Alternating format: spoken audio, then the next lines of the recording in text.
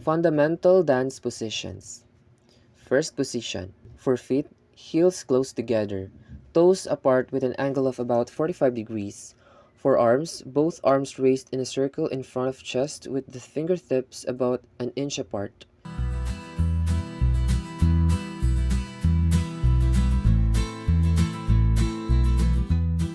Second position. For feet, feet apart sideward of about a pace distance. For arms, both raised sideward with a graceful curve at shoulder level.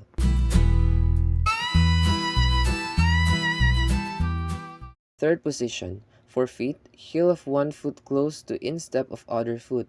For arms, one arm raised in front as in second position, other arm raised upward.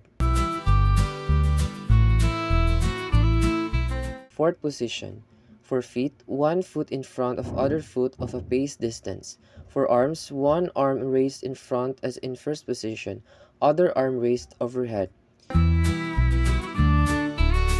Fifth position. For feet, heel of front foot close to big toe of rear foot. For arms, both arms raised overhead.